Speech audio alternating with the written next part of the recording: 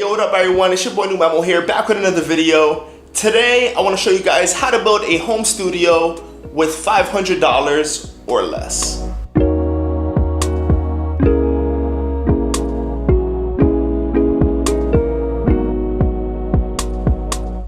Now, I do think that it's worth mentioning that in this video, I'm going to be focusing on some essential things that you need to buy, and I'm going to be excluding some obvious things. For example, I'm not going to include this desk, which I got an IKEA here for like $70, and also I'm not going to include my computer, which I think that most people looking to buy a home studio usually already have. And yeah, so in this video, I'm not gonna talk much, if at all, about my computer. It's gonna be mostly focused around the actual studio gear, audio interface, studio monitors, MIDI keyboard, things like that. So one of the important things to keep in mind when wanting to build a home studio on a budget is don't be afraid to buy items used. I buy a lot of my studio gear on eBay. I've talked about how I sell my stuff on eBay when I no longer need it, and how I also buy a lot of stuff on eBay. Now, pretty much everything that I have here, I bought on eBay. A lot of times you can find stuff on there that's like new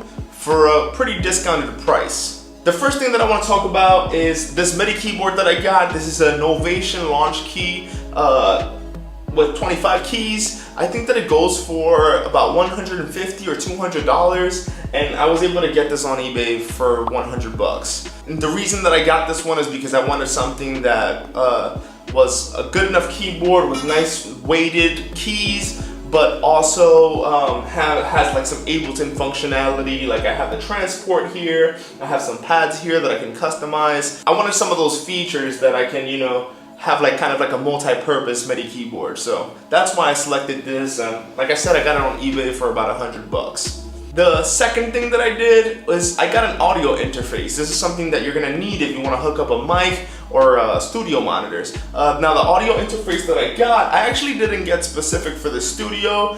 I bought that audio interface so I can use it in my regular studio and then in this smaller setup that I have here. Now, so I spent a little bit extra on this, but I've talked about it before, but I'm a huge fan of the Focusrite 2i2. It's an interface that you can plug in two inputs, and it has two outputs, and it's USB based, and it works great if you're a beginner. And you can get one of those for about 100 bucks as well on eBay, so I would check for those. So jumping in here, this is me from the future.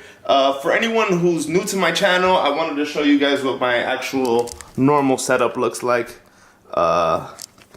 This is the setup in New York. I'm gonna link a home studio tour that I made for my setup here, right over here. 200 bucks down. The other thing that I got were these Yamaha studio monitors. I got these for about 150 bucks. I know that these are like the Yamaha, like the 5-inch ones. I know they have like the Rockets that are 5-inch as well and are of a similar price point. So I know that if you buy them brand new, you can get them for like $300. I was able to get these for $150 on eBay. So now we're at $350. One other thing that I got is this Audio-Technica microphone. It's the AT2020.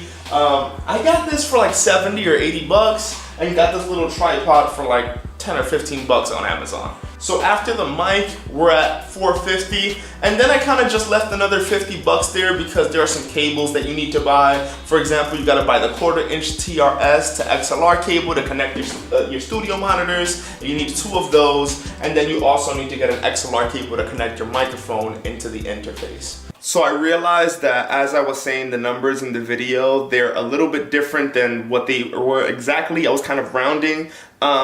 But yeah, so ultimately it comes out to like $412, and I would say it goes a little bit over the $500 budget that I said, but on top of the cables, one other thing that I would suggest you guys buy is a pair of studio monitor headphones. So that should put you at 500 something, but with that, you'll have everything you need. I'll also link the studio monitor headphones that I recommend, which are the Audio-Technica 150X, I think they are. I'll link them in the description. And honestly, I would say that headphones are probably the one thing you might not want to get on eBay, unless you can get them brand new, but that's another case.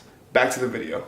So with all of that said, that's pretty much it, honestly. And I think that with those $500, I went a little bit extra because not only don't you have like a production station with your MIDI keyboard, but you also have the ability to record vocals. So you can record vocals, you can make beats, you have your keyboard, you have everything you need to kind of get started. So that's how you build a home studio for less than $500. I think that the major takeaway here is buy used, buy on eBay. Just make sure that whoever you're purchasing from has good reviews and you should be fine. A lot of stuff that I bought is like new.